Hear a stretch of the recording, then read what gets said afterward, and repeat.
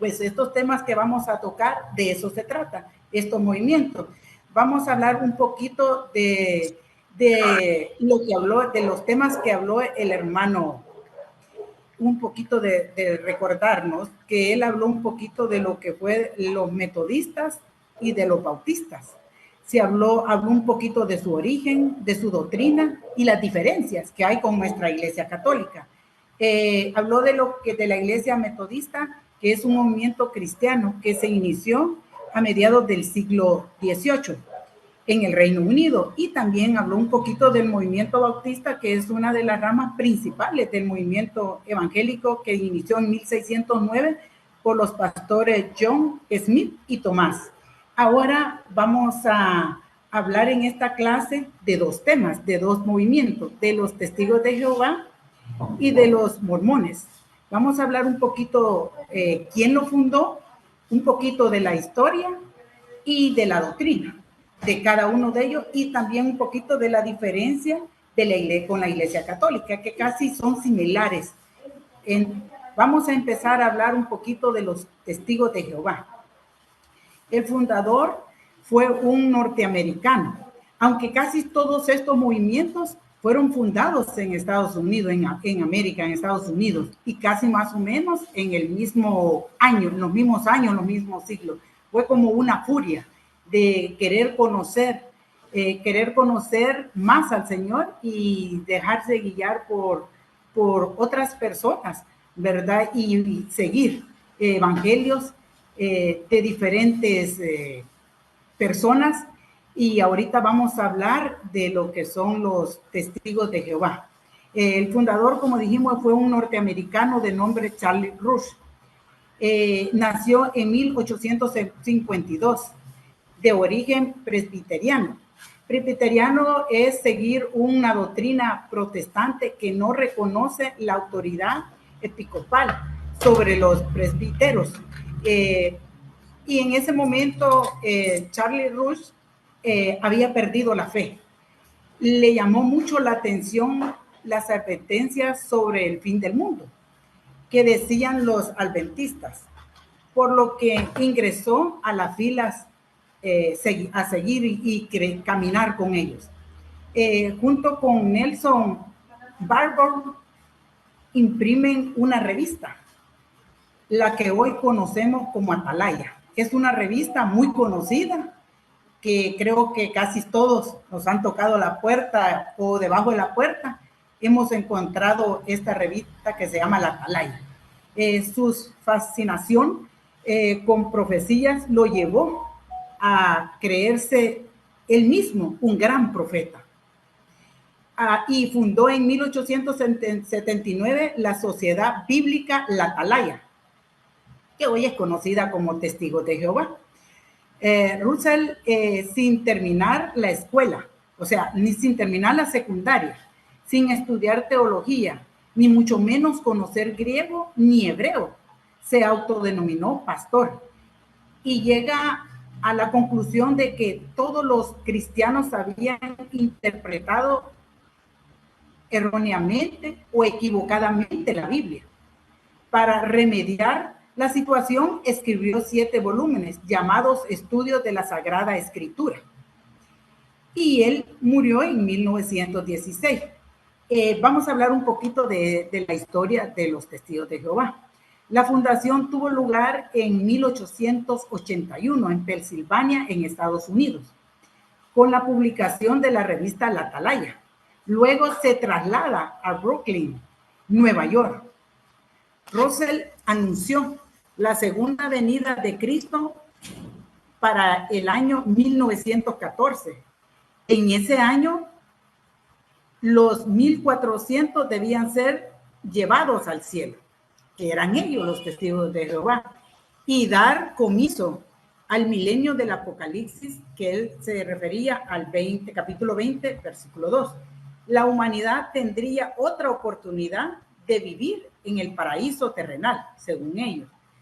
Al no ocurrir lo que había profetizado, Russell anuncia una tercera fecha hasta en 1915 y de nuevo en 1918, Más tarde, los testigos analizaron el año 1914 como el principio de los últimos días. Tras la muerte de Russell, se desata una lucha de poder entre ellos mismos para ver quién iba a quedar para poder dirigir. Entonces, siendo Joseph Franklin Rutherford quien tomó la presidencia de los testigos. Cuando él entra, se incorpora, cambia mucho la doctrina de Russell. Por ejemplo, empezó a prohibir las celebraciones de la Navidad, de los cumpleaños. Enseñó que Cristo no murió en la cruz, sino en un madero. Entonces, en 1931 cambia el nombre de la secta y queda como testigo de Jehová, separándose de los seguidores de Russell, que no estaban ellos de acuerdo con la doctrina que había tomado José Franklin Rutherford. En general, fundamentalistas se fundamentaron en tres proporciones. La Biblia contiene la palabra de Dios. Tomaron segundo, los hombres debemos guiarnos solo por la Biblia. Y tercero, la Biblia es entendida solo por los testigos. Cosa que no es correcta, ¿verdad? Entonces, los testigos no se guiaban verdaderamente por la Biblia. Pues para ajustar la Biblia a la conveniencia de la secta, hicieron una nueva traducción. Creo que es una de las sectas que más ha cambiado la Biblia. Los testigos no reconocen el misterio principal de la fe cristiana, la Santísima Trinidad. Reconocen que hay un solo Dios, pero no reconocen las tres personas divinas. También ellos niegan la divinidad de Jesucristo. Los testigos dicen muchas cosas buenas, hacen muchas cosas, salen a predicar el evangelio, pero niegan lo esencial de la fe cristiana. No aceptan su divinidad. No demuestran, lo demuestran en la traducción de su Biblia. Y la palabra de la Biblia de ellos dice, la palabra era un Dios en Juan 1:1. Esta traducción contradice claramente el texto griego original, que es la palabra era Dios. Miren cómo una palabra puede cambiar el significado, porque en la de ellos dice, la palabra era un Dios. O sea, para ellos hay varios dioses, porque dice, la palabra era un Dios. Y lo correcto es, y la palabra era Dios, porque solo un Dios hay. Niegan que Jesús murió en la cruz y dicen que fue un madero. Según ellos, la cruz es un símbolo pagano que usaban antes de Cristo. También rechazan todos los sacramentos. El bautismo es considerado como un símbolo para ellos y no bautizan a los niños. Acerca de la Eucaristía, niegan la presencia real de Cristo en ella. Otra vez, aquí cambian el texto en su Biblia. En lugar, en la Biblia de ellos dice, esto es mi cuerpo. Y en la Biblia de los testigos, esto significa mi cuerpo.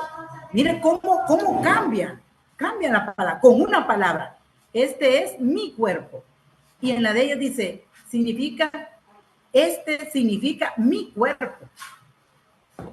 También niegan la virginidad y la maternidad divina de María. Dicen que Jesús tuvo más hermanos. Todos sabemos que no tuvo más hermanos, que fue único, unigénito. Niegan la existencia del infierno. Niegan la inmortalidad del alma. En Eclesiástico 12:7 dice, después de eso, el polvo volverá a la tierra, como antes fue, y el espíritu volverá a Dios, que es quien lo dio. Y ellos no creen ni en la muerte, ni creen en el cielo. Ellos creen, uno muere y ya queda aquí muerto, porque ellos dicen que Jesús resucitó al hermano de Marta, a Lázaro, aquí en la tierra. Entonces ellos dicen que uno se queda aquí. Y no es correcto, porque si el polvo vuelve al polvo, somos del polvo y volvemos al polvo, pero el espíritu es el que volverá a Dios, que es quien lo dio. No queda aquí en la tierra. Dice que la Iglesia Católica es la Babilonia del Apocalipsis. Prohíben dar títulos de honor. Ellos se basan en esta cita, Lucas 11:43. Hay de ustedes, fariseos, que buscan los asientos de honor en la sinagoga y los saludos por la calle. También ellos prohíben llamar a nadie padre. Ellos prohíben llamar a una persona padre. Se basan en Mateo 23:9. En la tierra a nadie llamen padre, pues un solo es su Padre, el del cielo. Aquí en esto, en uno de los mandamientos dice honrar a padre y a madre. Y él dice que no podemos llamar a nadie padre. Nosotros, pues, tenemos un padre, tenemos una madre terrenal a quien llamar papá y mamá. También prohíben la transfusión de sangre. Ellos, los testigos, prefieren morir y no hacer una transfusión de sangre, porque para ellos no pueden hacer una transfusión de sangre. También Jehová es el nombre de Dios, dicen ellos. Los testigos de Jehová toman este nombre de Isaías 43:10, donde dice, vosotros sois mis testigos, oráculo de Jehová. Lo que es un gran error, ya que en la Biblia no aparece la palabra Jehová.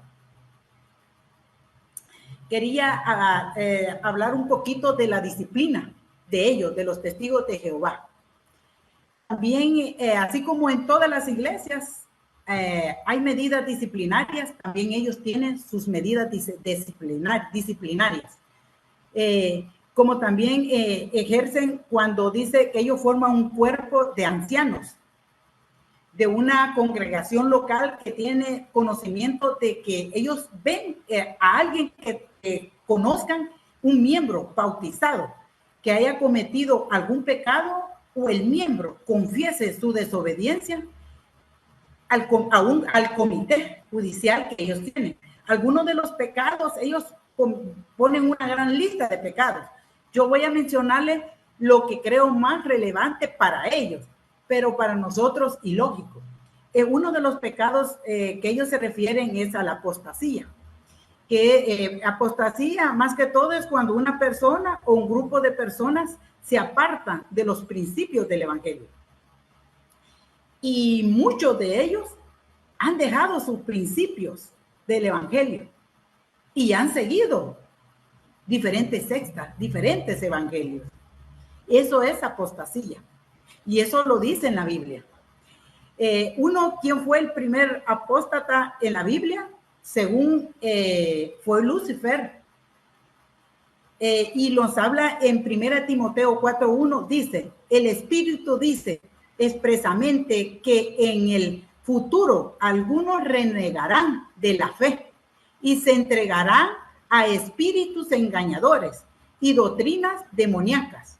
Aquí, hermanitos, es de leer y analizar bien. No es que yo diga que estos movimientos pertenecen, no, que aquí dice bien claro, espíritus engañosos. Pues van a haber muchas personas que tal vez no es que ellos quieran engañar, tal vez no se dan cuenta que están en una doctrina equivocada y están evangelizando esa doctrina equivocada a más personas. Y ese es el problema que se ha estado dando en todos estos movimientos, porque hay muchas personas que quizás no se dan cuenta, primero, la historia de ese movimiento, quién lo fundó, de dónde viene. Y es cuando ellos realmente creen que están en la verdad. Y a veces hay muchos espíritus que se disfrazan para poder engañar. Podemos caer cualquiera de nosotros si no tenemos un fundamento bien sembrado.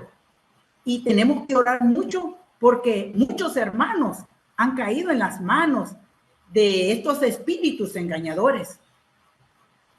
También otra es la asociación con personas que renunciaron a ser testigos de Jehová. De muchas personas que se salieron, ya que no quisieron ser quizás de ese movimiento. Vamos a ver qué nos dice Primera de Juan 1:9. Si confesamos nuestros pecados, Él es fiel y justo para perdonar los pecados y limpiarnos de todo delito. Miren qué linda esta cita bíblica. Como el gran amor del Señor dice, si confesamos el pecado, Él es fiel y justo, nos perdona nuestro pecado y nos limpia del delito. Solo es confesar nuestro pecado y Él nos perdona. También ellos, en lo que es la transfusión de sangre, aquí yo me quería detener un poquito porque en esta transfusión de sangre ellos se dirigen a esta cita, se aferran a esta cita de Hechos 15:20, donde dice, absténganse de alimentos ofrecidos a los ídolos, de sangre, de animales estrangulados y de relaciones sexuales prohibidas. Harán bien si se privan de estas cosas a Dios. Pero en Eclesiástico 38:12 dice, pero deja actuar también al médico y no lo rechaces, porque también él lo necesita, porque él lo necesitas, porque a él lo necesitas. O sea, nosotros necesitamos al médico porque Dios por eso dejó a los médicos. Si no, Dios no hubiera dejado a los médicos. Entonces nosotros tenemos que dejarnos guiar por el médico. Cuando estamos enfermos, no aferrarnos a que vamos a estar ahí y pedirle a Dios y no buscar un médico. Si estamos enfermos, tenemos que buscar un médico. Y si el médico dice que necesitamos una transfusión de sangre, tenemos que hacerle una transfusión de sangre. Si el médico dice necesitamos una cirugía, tenemos que hacer una cirugía. Por eso Dios dejó a los médicos y no rechazarlo, porque a ellos los necesitamos nosotros. Y también tiene la otra, unirse a otra religión. En este comité judicial que está formado, está formado por 3 o más ancianos. Este comité tiene una audiencia judicial con el testigo, o sea, con el servidor, el miembro del testigo de Jehová, en el que se trata de establecer si realmente se ha cometido el pecado suficientemente grave. O sea, ellos le comentan el pecado a este comité y de ellos depende para ver si ese pecado es suficientemente grave, y en caso que es afirmativo, que es grave, se toman diferentes medios disciplinarios. En esos diferentes medios ellos van a ver, ahí tienen 3 medios disciplinarios. Uno es la censura, otro es la expulsión y también el pecado que puede decir la desasociarse. Son 3 tipos. Entonces ellos dependen y ver qué pueden hacer con él. Entonces, la censura, aquí la persona dice todos los pormenores de ese pecado y lo llevó a cometerlo. Tiene que explicarle bien a ellos por qué cometieron ese pecado y qué fue lo que lo llevó a cometerlo. Los ancianos tienen que examinar el caso para ver si la persona se ha arrepentido sinceramente por haber cometido ese pecado. Y si los ancianos consideran que efectivamente se ha cometido un pecado grave, pero que la persona se ha mostrado un arrepentimiento sincero, profundo, se censura a la persona. ¿Qué es la palabra censurar? Para ellos consiste en explicar las razones. Ellos le explican las razones bíblicas por las que su pecado es grave. En consecuencia, se le retiran todos los privilegios que puede desempeñar dentro de la congregación. Imagínense, por ese pecado que han cometido grave, le retiran los privilegios. Si la persona que ha sido censurada la limitan de asistir a las reuniones, de realizar sus estudios personales bíblicos, Y si predica, pues la censuran, no puede predicar esa persona. Entonces los ancianos deciden el tiempo apropiado que esta persona deberá estar bajo restricción. Existen dos tipos de censura, la censura pública y la censura privada.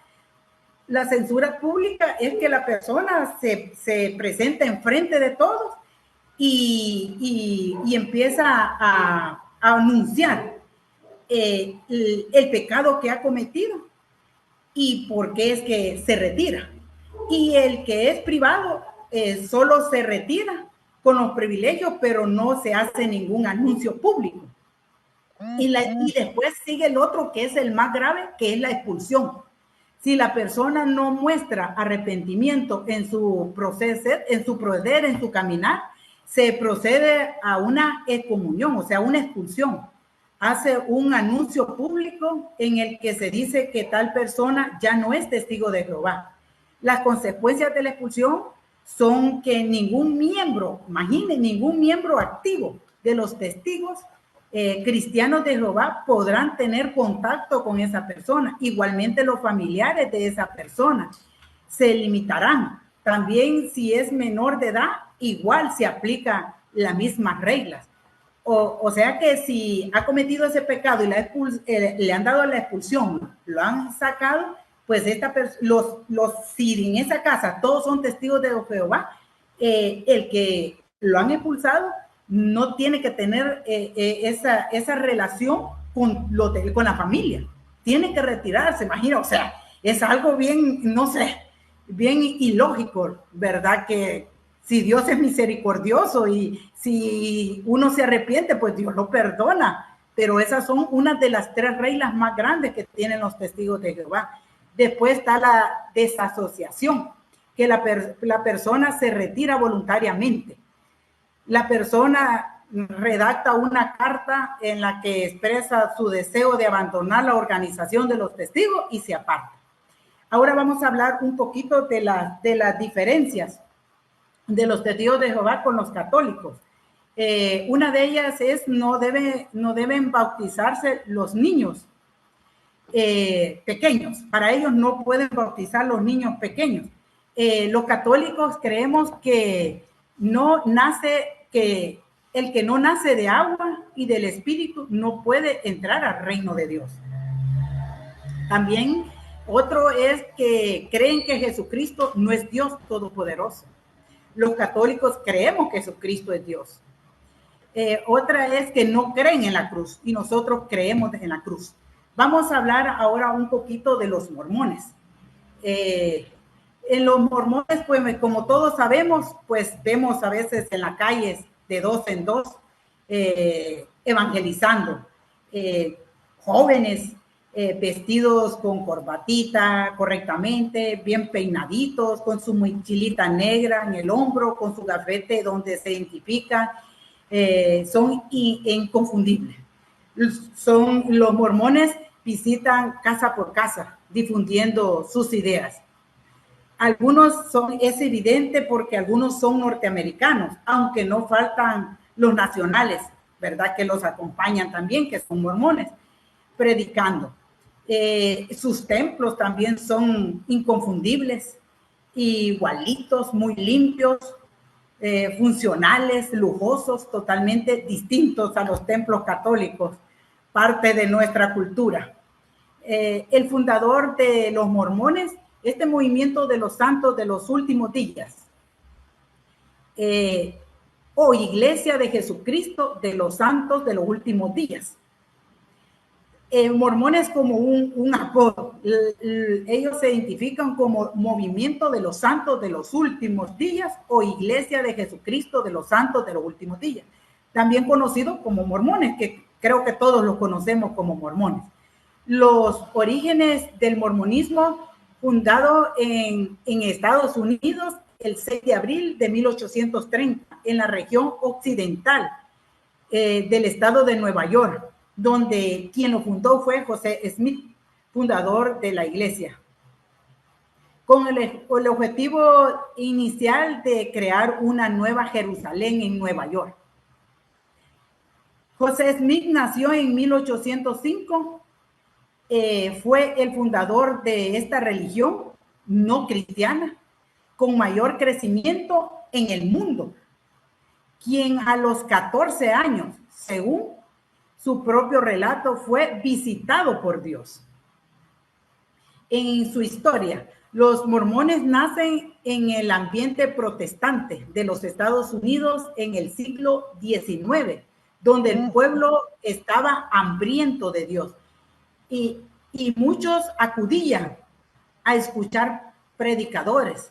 Se multiplicaban las iglesias al mismo tiempo que surgían nuevos pastores. Me imagino que en ese tiempo mucha gente sentían ese deseo de conocer a Dios, esa hambre de conocer a Dios.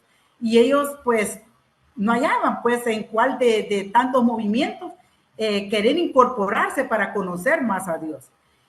Y en este ambiente fue que nació José Smith, quien decide a su temprana edad ir a pedirle a Dios, a orar, que le hablara, que él sentía un deseo profundo, pero había tantas diferentes religiones, él no sabía en cuál se podía incorporar. Según la historia oficial de la Iglesia de Jesucristo de los Santos de los Últimos Días, el Padre y Dios se le apareció a José Smith después de estar orando mucho tiempo para saber cuál era la iglesia a la que debía pertenecer. Jesús le dijo que no se uniera a ninguna iglesia porque todas estaban en un error. Después de esta primera visión, José Smith tuvo varias visitas de un ángel llamado Moroni, que es hijo de un mormón, quien le reveló la existencia de un libro de oro, el libro de Mormón, que contenía la verdad religiosa, la verdadera religión, y que José Smith había sido designado, o sea, elegido por Dios para encontrar el libro que formaba las planchas ocultas bajo la tierra. Ese libro estaba enterrado, pero el ángel fue que lo guió. Siguiendo las indicaciones de ese ángel, José Smith dice haber encontrado el libro de oro junto con 2 piedras mágicas con montaje de plata. Estas le daban la facultad de entender el lenguaje misterioso del texto del libro de oro para poderlo traducir, lo cual hizo en su totalidad en 1827 y 1830. En ese año Smith relata que entonces el ángel Mormoni le ordenó que le devolviera el libro original, el cual nunca más se ha visto ni queda rastro alguno de él. El resultado de la traducción fue el libro Mormón, que es el libro que ellos usan para predicar, publicando en 1830, según ellos, de revelación divina y considerando el complemento indispensable de la Biblia, la continuación de ella e inspirado por él. La historia de este libro depende completamente de los relatos del señor Smith, a quien los mormones creen con fe ciega. No tiene ninguna base en la historia, ni en la revelación cristiana recibida de los apóstoles y sostenida por la Iglesia Católica. Desde el principio, estas nuevas revelaciones son ajenas a la Biblia y a la traducción recibida por los apóstoles.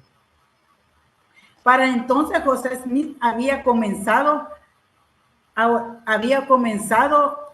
organizar la iglesia y iba ganando muchas personas, miembros que se iban incorporando. Y él se consideraba ya un profeta. Durante 10 años, las oficinas principales de esta iglesia cambió de un lugar a otro varias veces hasta establecerse en Nueva York, pueblo que fue fundado por José Smith y los mormones en 1839, el cual creció rápidamente y llegó a ser el segundo pueblo más grande en el estado. Smith a sus seguidores, con permiso de las autoridades, formaron una milicia que llegó a ser un verdadero ejército privado. El fundador se adjudicó poderes de monarca. En 1843, José Smith dice haber tenido una revelación sobre la práctica de la poligamia, caso que es un gran error, la cual practicó, llegando a tener aproximadamente 46 esposas, unas casadas previamente y otras jóvenes solteras.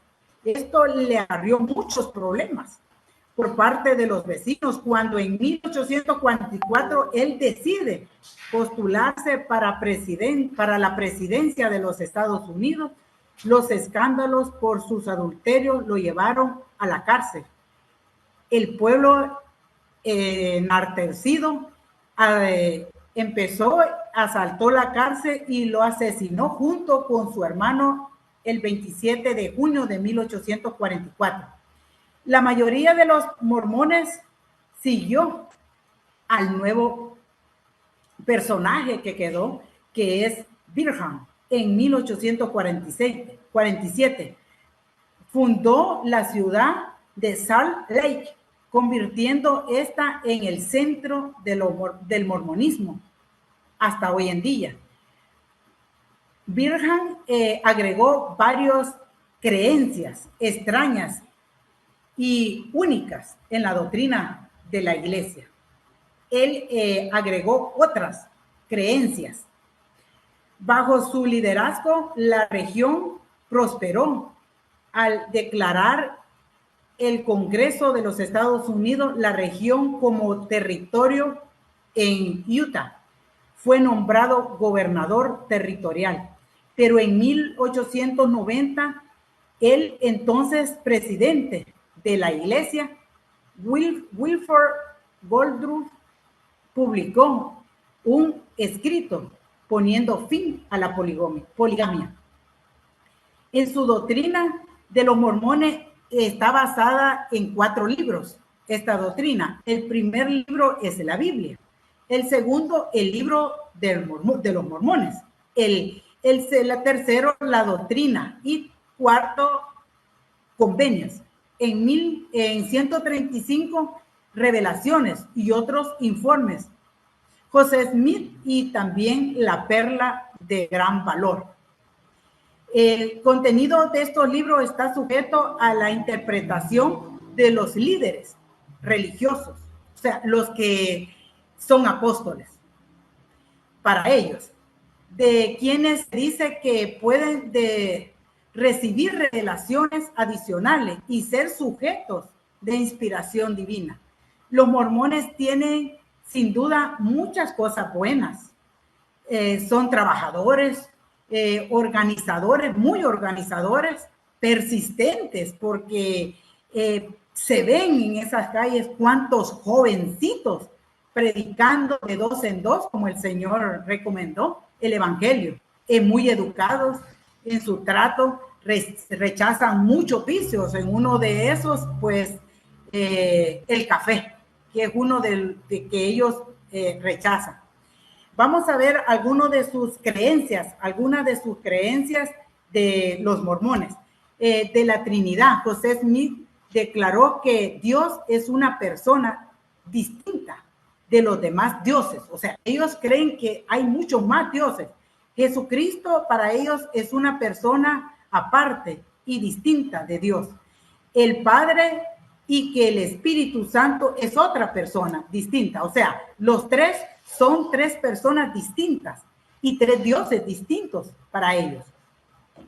Pues Dios Padre se hizo a sí mismo con su esfuerzo personal. O sea, Dios Padre para ellos se hizo a sí mismo con un esfuerzo personal. Una vez fue hombre, como todos los demás, y que vivió en la tierra como lo hizo Jesucristo. algo equivocado totalmente. Posee un cuerpo de carne y hueso, pero mucho más perfecto. Aún así, se está perfeccionando eternamente. También Dios, el Hijo, creen en Jesucristo como el Hijo de Dios, en su sacrificio expiatorio y su resurrección literal. Le aceptan como el Salvador y Redentor de la humanidad y oran al Padre en su nombre. Jesucristo volverá a la tierra y reinará en ella. También Dios Espíritu Santo. Sobre esta doctrina es muy confusa. En la parte que ellos dicen que el cuerpo de Dios es físico y sin embargo, según los mormones, esto es necesario para llegar a ser Dios. O sea, para ellos también cualquier hombre puede llegar a ser Dios. Los hombres, cada varón digno, según las normas del mormonismo, se convertirán en un Dios y gobernarán su propio planeta. Tendrán esposas y engendrarán hijos eternamente. O sea, equivocadamente totalmente. También para ellos, para creer en el hombre, Dios vino a este mundo como Adán, dicen ellos, con un cuerpo celestial y se trajo a una de sus esposas. O sea, para ellos Dios se casó y tuvo varias esposas y para ellos una de sus esposas es Eva. Esto resulta una herejía. También Adán es nuestro padre y padre de Dios para ellos.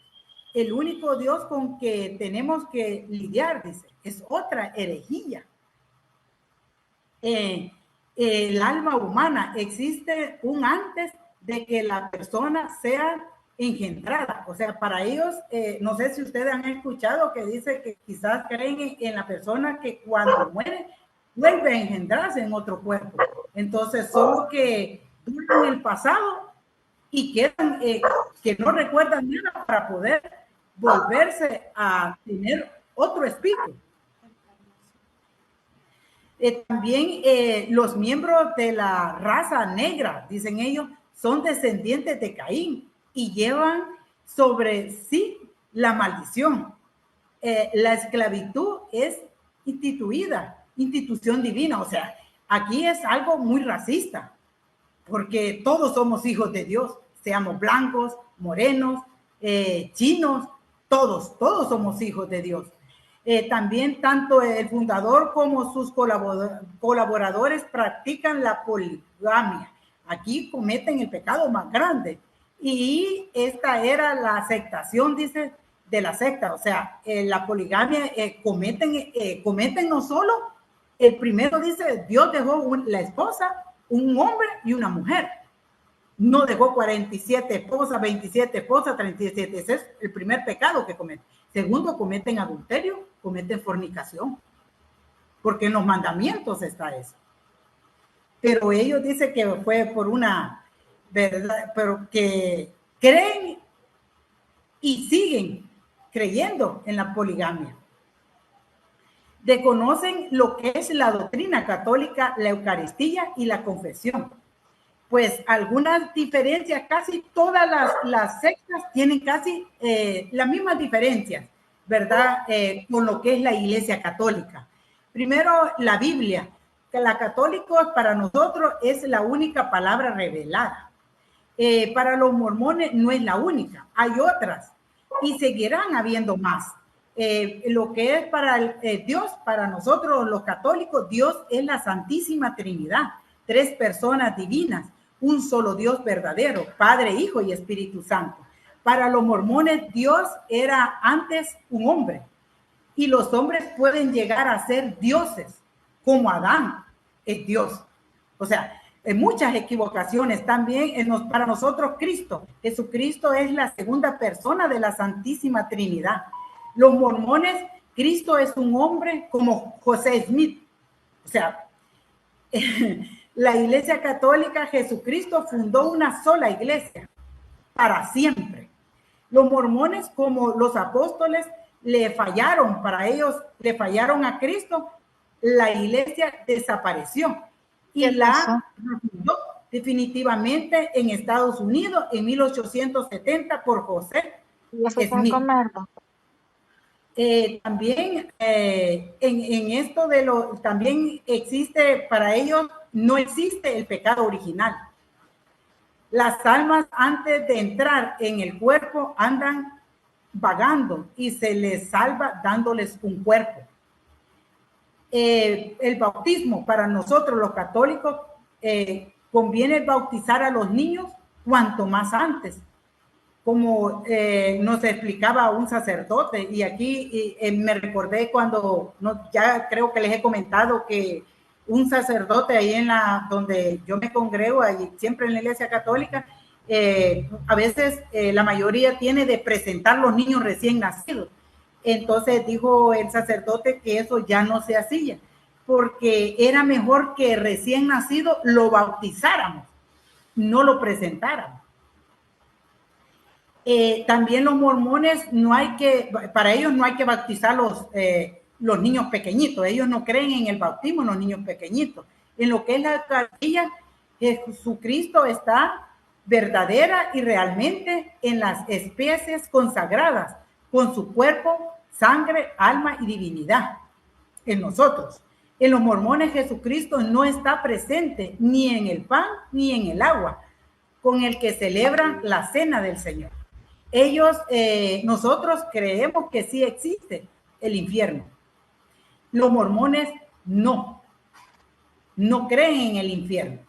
Y cuando yo estaba haciendo esta clase, me vuelve a poner el Señor esta cita bíblica, que yo quisiera que la notaran, y si ustedes en su casa, con sus familiares, la leyeran despacio, una, otra y otra vez, y que escuchen qué Dios nos dice, porque en esta cita bíblica nos habla tan perfecto el Señor, y es en Gálatas 1, del 6 al 9.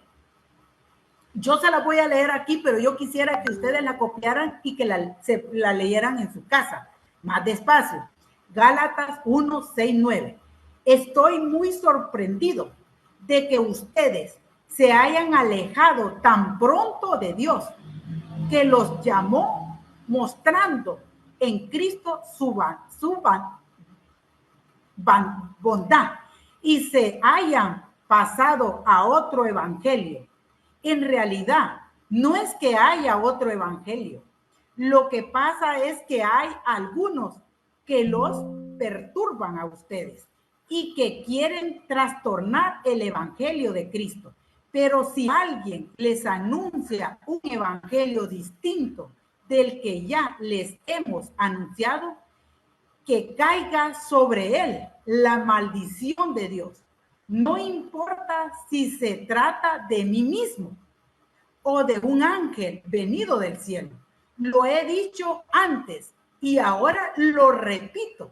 Si alguien les anuncia un evangelio diferente del que ya recibieron, que caiga sobre él la maldición de Dios. Oigan lo que dice, o sea, en esta cita habla muy claro, hermanos. Viene alguien, a veces viene alguien, y si nosotros no tenemos, no conocemos realmente la palabra de Dios, podemos caer fácilmente. Podemos caer fácilmente. Aunque a veces decimos nosotros, pues yo tengo 20 años, yo tengo 10 años, pero puede llegar un momento en que a estos espíritus engañosos pueden llegar en el momento en el que nosotros podemos estar pasando una situación muy difícil, y a veces sentimos como que Dios se ha alejado de nosotros, y llegan ellos hablando lo bonito de una cita bíblica y dicen, voy a orar por ustedes, y entonces ahí como que uno puede decir, qué bonito, mejor ellos lo vinieron a visitar y no los de la iglesia, y ahí empieza donde como que podemos empezar a dudar, porque aunque nosotros tengamos tanto tiempo, debemos de leer siempre y escudriñar la palabra y pedir en nuestra oración que nos ayude a poder estar firmes en la palabra. Porque yo sé que aquí pueden haber muchos que ya tal vez han escuchado mucho de lo que es Testigos de Jehová, de los mormones, pero podemos caer, hermano, podemos caer. Entonces, en esta cita bíblica los habla bien claro el Señor. No es que yo diga que los hermanos de estos movimientos estén con el diablo, no. El problema es que a veces estamos equivocados y estamos anunciando un evangelio equivocado. Pues creo yo que el problema más grande es que tal vez no sabemos la historia, de dónde viene este movimiento. Porque muchos están en estos movimientos, pero no conocen su historia, no conocen su doctrina, no conocen su fundamento de cada movimiento. Entonces, por eso nosotros también a veces no conocemos mucho de nuestra Iglesia Católica. Entonces, tenemos que leer. Esto nosotros hablamos un poquito, como dice el hermano. Aquí nosotros estamos aprendiendo mucho. Yo les recomiendo que pueden meterse en muchos audios en los que los enseñan y nos ayudan a abrir nuestros oídos espirituales para tener una base firme y no caer en estos espíritus engañosos, como han caído muchos hermanitos. Ellos pues lo hacen de buen corazón, evangelizar, pero no conocen de dónde viene la raíz, la historia. Y para poder reconocer, yo les recomiendo que escuchen mucho las prédicas del Padre Luis Toro. Las prédicas del Padre Luis Toro. Él es un sacerdote, como dice él, del Altísimo, que Dios nos ha mandado. Nosotros como católicos, escuchemos esas prédicas, para que cuando venga un hermanito, no es para pelear, es para hablar con amor y con citas bíblicas, para que él vea en el error que están cometiendo y puedan regresar, porque miren, hermanitos, muchos hermanos han dejado el catolicismo por falta de conocimiento y han caído en estos espíritus engañosos y están en otros movimientos. Y lo más peor, están dejando dos cosas, de la confesión y de tomar la Eucaristía. Entonces, oremos por ellos, porque son hermanos de nosotros, son nuestros hermanitos que han caído, y platiquen. La mayoría han tenido raíces católicas, han crecido en el catolicismo, y ya grandes, tal vez porque el esposo o la esposa era de otro movimiento, se han retirado y siguen para no tener problemas. Pero si nosotros tenemos un familiar, oremos mucho y pidámosle al Señor que nos ayude a cómo poder hablarles con amor para que vean ellos el error en el que han caído, para que regresen a las raíces católicas donde sus abuelos lo llevaban pequeño. Así es que escuchemos mucho al Padre Luis Toro. Ahorita lo tenemos vivo, oremos mucho por él, porque él tiene una enseñanza tan linda a cada uno de nosotros y que podemos también transmitirle a otro que necesita, pero con citas bíblicas. Y son unas citas bíblicas que nos hablan claramente. Así es que yo les recomiendo que pueden ahí ustedes meterse con el Padre Luis Toro para cada una de estos movimientos, y ahí el Padre Luis Toro le habla con mucho amor a estos hermanitos, porque son hermanos de nosotros, ¿verdad? Que ellos con mucho amor andan predicando, pero todavía se han alejado, pero para ellos creen que el evangelio que ellos están hablando es el correcto y están muy equivocados. Así es que no es que ellos sigan, es el error en el que han cometido, y yo me imagino que también estos que han fundado estos movimientos no tenían ningún conocimiento, ninguna base, no, que se fueron siguiendo a otro y otro a otro y otro a otro, y ahí es donde cometieron tantos pecados y se han cometido, tantos errores en la iglesia y también en nuestra iglesia. Si nosotros hacemos mal, los llenamos y los crecemos espiritualmente. Así es que les dejo esa tarea a uno de ustedes si tienen tiempo. Yo sé que son largas las prédicas del Padre Luis Toro, porque son como de 2 horas, pues un ratito, después siguen otro ratito y así, y escúchenlas, hermanitos. Preparémonos y sigamos creciendo espiritualmente y sirviéndole al Señor con amor, que cada vez que escuchamos aprendemos.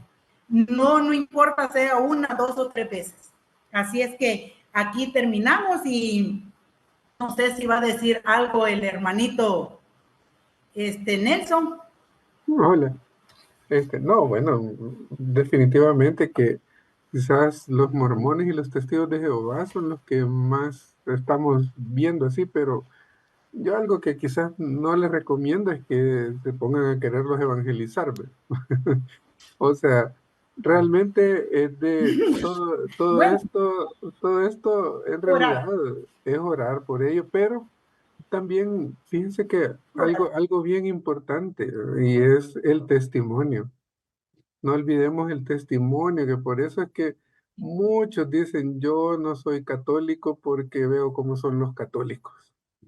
Y desafortunadamente, pues, o sea, a veces nosotros mismos somos los causantes de que se vayan de la iglesia, pues. Entonces, no contribuyamos a eso, por el contrario, pidámosle al Señor que nos dé un verdadero espíritu para poder, digámoslo así, predicar con nuestro testimonio, con el amor que tenemos, con el respeto que podemos tener ante otros, ¿verdad?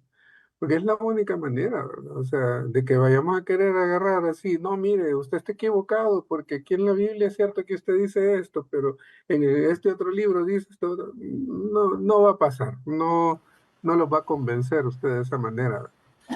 Así que, pues definitivamente, pues no es pelear el asunto, ¿verdad? Sino más bien ponérselo todo en las manos del Señor. Así que eso, nada más. Bueno, cerremos entonces. Vaya, ok, está bien. Entonces, pues ahí el hermano da la recomendación, pero yo siempre le hablo a ellos, a muchos vecinos, y han hecho retiro y ahora están en el grupo de la Bueno, o comunidad. sea, Y pero esa gracias es a Dios, otra cosa. Invitarlo a eh, retiro es otra sí, onda. invitarlos No, al retiro o hablarles, porque cada vez que llega usted se acerca, ¿y qué tal, hermanito? Y ahí Dios le va dando las palabritas y ahí, y después ya terminan haciendo retiro y terminan en la común. Pues, no, ¿verdad? a lo que me refería es cuando ellos andan así, tocando, así, No, no, no, no, no. ajá, a eso me refería. Bueno, bueno. Bueno, en este momento el hermano, la clase anterior, le pidió a una hermanita que hiciera la oración. Yo le quiero pedir ahora a un hermanito y quisiera ver si puede hacer la oración Luis Aguilar. Gracias, muchas gracias, hermana. Bendito Dios, te damos, te damos gracias por este momento que nos has regalado, donde, donde nos estás instruyendo para un día poder estar a tu lado. Gracias, Señor. Bendice esta clase que ha sido de mucho valor para nosotros, para nuestros hermanos, para mí, para todos. Tomar en cuenta, que tomemos en cuenta, Señor, las palabras de la hermanita, donde, donde es cierto que hay confusión en el mundo con respecto a tu nombre, pero sabemos dónde estamos y seguimos tu camino, Señor. Bendice estas clases, estas reuniones, donde cada día que las tenemos, crecemos un poco en tu poder, Señor, hasta el momento en que podamos verte frente a frente, Señor. Todo, todo esto, Señor, te lo pido en el nombre de tu Hijo Jesucristo. Amén. En el nombre del Padre, del Hijo y del Espíritu Santo.